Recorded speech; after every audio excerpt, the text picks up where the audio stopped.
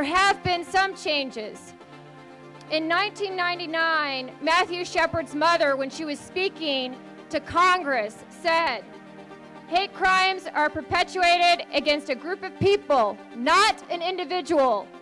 It is a form of domestic terrorism. On behalf of my family, I call on the Congress of the United States to pass this legislation seeking recognition in the federal hate crime statute for protection based on sexual orientation."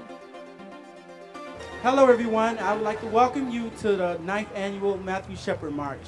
I'm Thomas Gorey and I'll be hosting this event this evening. So I'll be flying solo, so be easy on me because I'm nervous. Before we get started, I would like to thank 7-Eleven for allowing us to use this lot. And I would also like to thank Scott Free and his band, Jenny Urban and Kate Rickenbacker. We'll be hearing from speakers Lloyd Kelly and Robert Thomas, Dana Kurtz, who was the attorney who's representing the two women who were gay bashed by an off-duty police officer and covered up by the state police. We'll also be hearing from Stephanie Fisher from Answer, Reverend Liz Stedman, Episcopal Chaplain at Northwestern University. Andy Thayer will be speaking, and we'll get a fundraiser pitch from Bob Schwartz and Nikolai Alexiev. And our first speaker this evening will be Lloyd Kelly and Robert Thomas.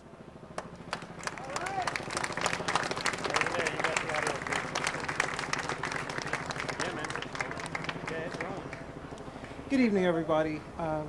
As Tony was saying, my name is Lloyd Kelly. I'm Executive Director of the Let's Talk, Let's Test Foundation. And I'd like to thank Andy and Rich and the Gay Liberation Network for having us here tonight. When I first got the call to ask me to do this, I thought, well, what would I say? And so I started thinking about things. I started thinking back to 1998 when we all first heard about this and how I felt about it. And as a gay man, I was extremely sad. And then I became angry and all those things that I'm sure we all experienced during that time. 9 years later, as a black gay man, I have a whole different set of issues. I'm still sad. And I'm sad because while we're all here tonight to rally around what happened, this brutal, horrible thing that happened to Matthew Shepard, we never talk about the 3 or 4, 5 people every summer that are killed at Jackson Park Lagoon, simply because they're gay. When I look around this crowd and I see very few people that look like me, I have to ask the question, what are we really saying? Are we really understanding the legacy that Matthew Shepard left?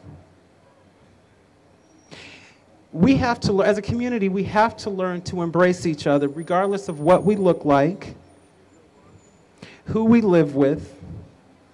If we want a larger community to embrace us, we should look at some of the issues that we deal with within our own community. Is that a fair statement? So I'm not going to take a whole lot of time. I'm going to just ask you to not just come tonight, but for the next 364 days before we're able to meet again, just think about those things. When we see little black children harassed on the street at Boys Town, let's think about Matthew Shepard. Let's do that. So I'm going to get out of here. That's all I wanted to say. Thank you very much.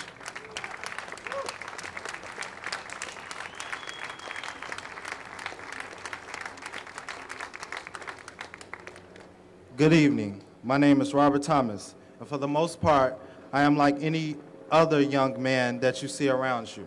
I am 19 years old, and I'm a high school graduate who's continuing my education, currently at Olive Harvey College. I'm also employed with the Let's Talk, Let's Test Foundation, an organization seeking to promote awareness of the HIV/AIDS crisis affecting the African American community. So, as I've stated, I'm an average young man. I work, attend school, and I lead a fairly normal life. Of course, the term normal is highly subjective, and what seems to be normal to me may not be so normal to others.